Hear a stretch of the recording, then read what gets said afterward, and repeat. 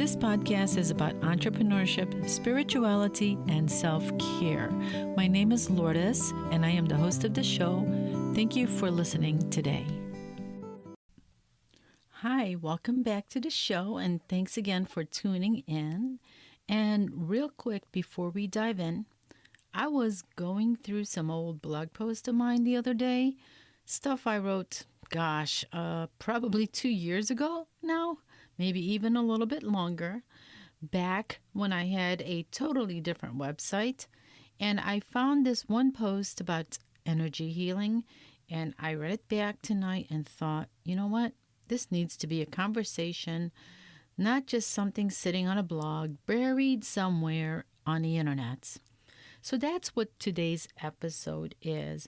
We're talking about energy healing, what it actually is, the different ways people practice it, what it can actually do for you. And yeah, I'm going to throw in some of my own thoughts along the way too, because, obviously I have some opinions about this stuff. And what I want to tell you, why I'm bringing this up again after 2 years, because it's not totally random. I have been going through one of those seasons myself lately where I just feel tired. Not the kind of tired of a nap that can fix it. I wish I'd be napping now. The kind that when you're showing up, you're doing the work, but something underneath it, it all just feels stuck.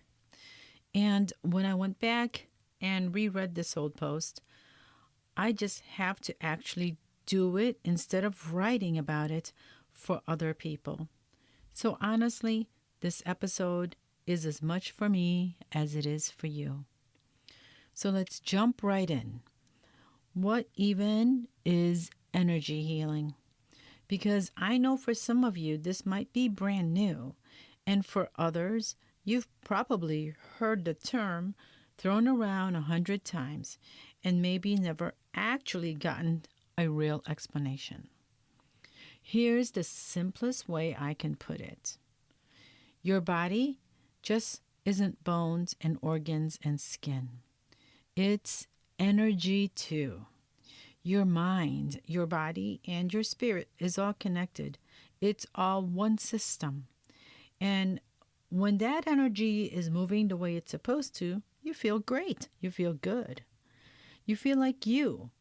But the second something gets blocked, stress, an old wound, something you're holding on to, that's actually when stuff starts going sideways. Physically, emotionally, sometimes both at once. And I'll be honest with you, this isn't some far-off concept for me. It's basically what I do every single day in my readings. When I'm tuned into someone, I'm actually reading their energy before I'm reading anything else. So this topic is close to home, and I think understanding the basics of it can change how you experience your own body too. Even if you've never thought of yourself as a spiritual person, I bet you felt this. Ever feel completely drained after being around a certain person, even though nothing actually happened? Or you walk into a room and immediately want to leave? No reason why? That's energy. You're already sensing it. You just maybe didn't have a name for it. I always think of it as a garden hose, honestly. Water's gonna flow just fine until there's a kink in the hose somewhere, right? And then what happens? Pressure builds up and it's gonna go somewhere. That's basically what's happening with you when your energy gets blocked. It doesn't just vanish. It shows up. Maybe it's that tiredness, sleep doesn't get fixed. Maybe it's tension sitting right on your shoulders. Let's put that shoulder down. Or maybe It's that feeling like something's off, even if you can't explain why. And before we go any further, let me clear something up because I get this question a lot. Energy healing is not magic. It's definitely me not telling you to ditch your doctor. No way. I would never say that. This is something you can do alongside your medical care, not instead of it. Think of it as another tool, not the whole toolbox. So, how do you know if this might actually be for you? If you're feeling disconnected from your body, if you're tired no matter how much you sleep, if you're anxious for no clear reason, or you've tried the conventional route and you're looking for something to add to it, not replace it, that's usually a sign. Or maybe it's simpler than that. Maybe you just feel this little pull towards something more, that quiet nudge, that there's a deeper layer to your own well being you haven't touched yet. If that sounds like you, stick with me. Okay, let's talk about the techniques because this is the part people get the most curious about. First up, the one that most of you probably heard of, Reiki. It's a Japanese way, and it basically translates to universal life energy. I'll be honest, Reiki was one of the very first things I've ever tried on myself years and years ago, and it completely changed how I thought about all this. In a Reiki session, the practitioner's hands are either right on you or just hovering above you, and they're channeling that energy into you. It's quiet, it's gentle, and people come out of it saying they feel like they just had the best nap of their life, honestly. You stay fully clothed the whole time. Sessions usually run 30 minutes to an hour, and it's one of those things people try for stress relief, but it ends up helping with pain and old emotional stuff too. Then there's acupuncture, which a lot of you have probably tried or at least know someone who has. This one goes back thousands of years to ancient Chinese medicine. A licensed practitioner puts these tiny, thin needles into specific points on your body, what they call meridian points, basically energy pathways running through you. And the goal is to get that energy moving again and ease whatever pain or blockage you're dealing with. And I know needles sound scary. If you've never done it, I'll admit it. I was terrified before my very first session. My gosh, over 34 years, 35 years ago. But I'm not going to pretend otherwise. But after that session, I felt lighter, like something had actually shifted. Most people say they barely even feel it.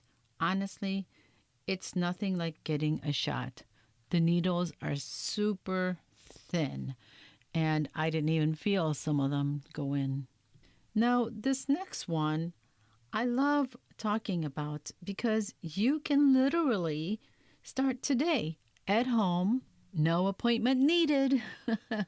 It's crystal healing. I've got crystals all over my house. If I'm honest, my nightstand looks like a tiny gem shop at this point. Every crystal, every stone carries its own energy, its own frequency, and they're used to help balance your chakras, which are just energy centers throughout your body. So you've got stones for anxiety, stones for grounding when you feel scattered, stones for love, for clarity, for protection. You can hold one while you meditate, keep one on your nightstand, carry one in your pocket. It's just such an easy entry point if you're curious but not ready to dive into something bigger yet. Sound therapy is another favorite of mine, and it's so good because it hits you on this purely sensory level. Singing bowls, tuning forks, certain kinds of music, all of it is designed to resonate with your body's energy. Have you ever been to a sound bath? Most yoga studios offer that, so that's where I first had my first sound bath. If you have, you know exactly what I'm talking about. That moment your whole body just settles, like the sound is literally rearranging something inside of you. The first time I went, I actually got a little emotional out of nowhere, no idea why. And that's actually really common, by the way. Certain frequencies pull your nervous system right out of fight or flight and into this deep, deep rest. It's powerful stuff. And then there's Qi Gong. I think that's how you say it. Qi Gong, which combines movement, breath, and meditation, all working together to balance your ki, your life force energy. People call it moving meditation, and that's exactly what it is. Slow, intentional movement. If yoga's ever felt too intense or honestly too Instagram for you, this might be exactly what you're looking for instead. If you're someone who can't sit still for regular meditation, and a lot of us can't, this is such a great option because it gives your body something to do while your mind actually settles down. Honestly, tell me which of these are you most curious to try? Send me a message. I read every single one. So, just to recap real quick, because that's a lot: Reiki, hands on energy work; acupuncture, needles and meridian points; crystal healing, stones and chakras; sound therapy, vibration and resonance; and Qigong, movement and breath. 5 completely different paths, same destination, basically helping your body to do what it already knows how to do. And by the way, this isn't just some woo woo thing happening in candlelit rooms anymore. Not that there's anything wrong with candles. Hospitals, actual hospitals, are offering Reiki now as part of their patient care, right alongside real medical treatment to help with pain, anxiety, recovery.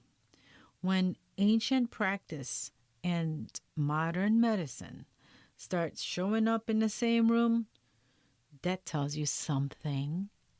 So, what does all have to do with you?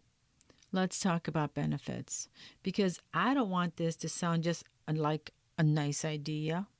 I want you to understand why people keep coming back to it.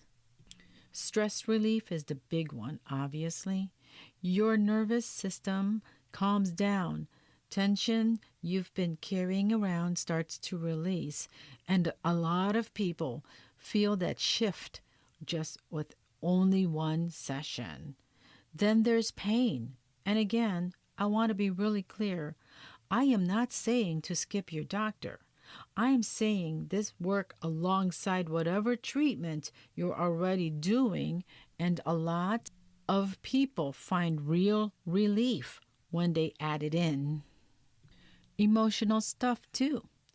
We're all walking around holding on to things we don't even realize we're holding on to.